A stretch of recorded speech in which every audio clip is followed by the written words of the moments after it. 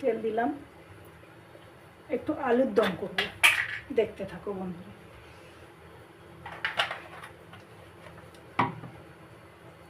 তেল গরম হোক, দেখো তেল গরম হয়ে গেছে, আমি আলু দিয়ে দিলাম।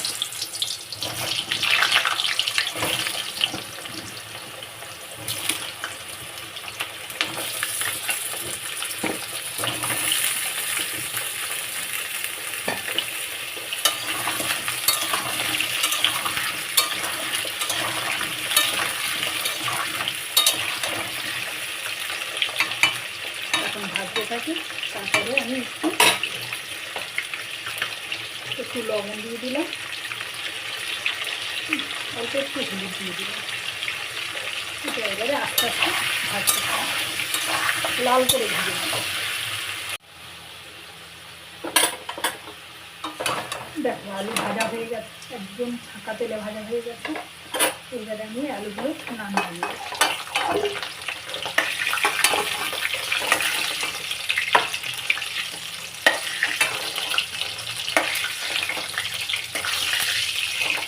ভালো করে ভেজে নিয়েছি।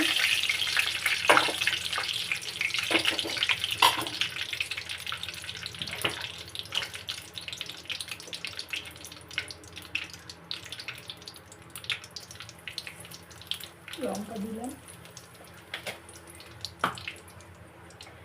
একটু জিরে দিলাম, আর মশলার পেস্টটা দিয়ে দিলাম। এই মশলার মধ্যে আছে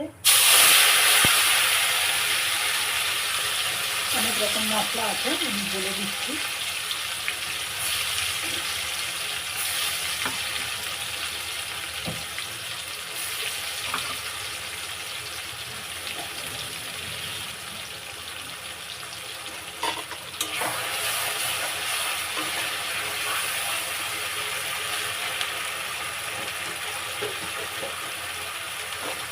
এতে আছে চালমগজ,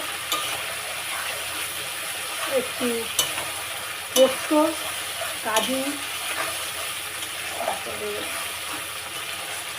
লঙ্কা, টমেটো,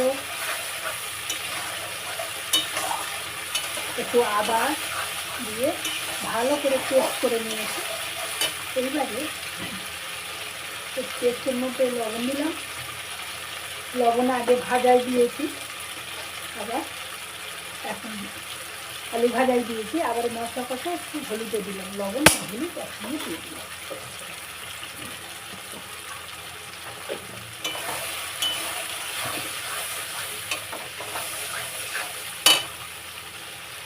এই যে কাজুগুলো দিয়ে দিলাম, এই কিশমিশগুলো দিয়ে দিলাম।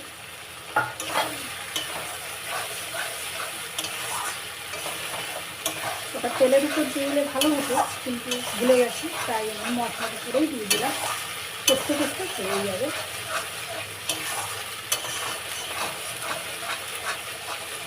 এবার মশলাটা কষে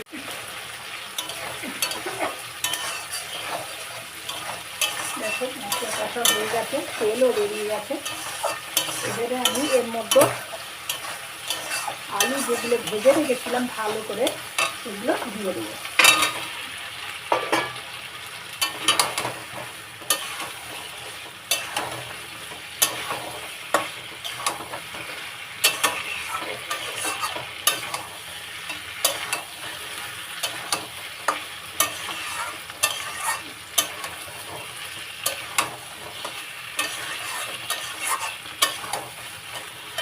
এবারে আমি এর মধ্যে জল দিয়ে দেবো।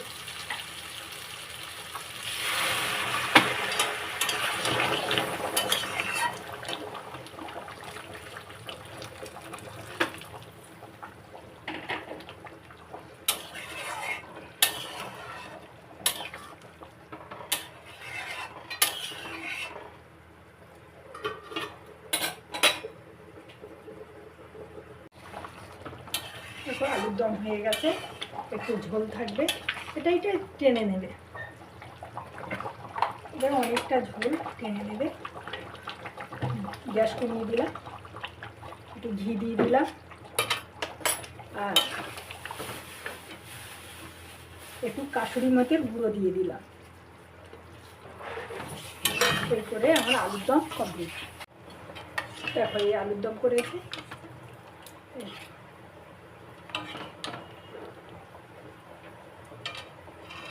দেখো তোদের পছন্দ হয়েছে? পছন্দ হলে এই আলুর দম যদি নিরামিষ করেছি, যদি পছন্দ হয় তাহলে একবার লাইক কমেন্ট শেয়ার করে দিও। পুরো ভিডিওটা দেখার জন্য বন্ধুদের ধন্যবাদ। একবার ট্রাই করে দেখো বন্ধুরা, এই রেসিপিটা দারুণ খেতে হয়। টাটা বন্ধুদের।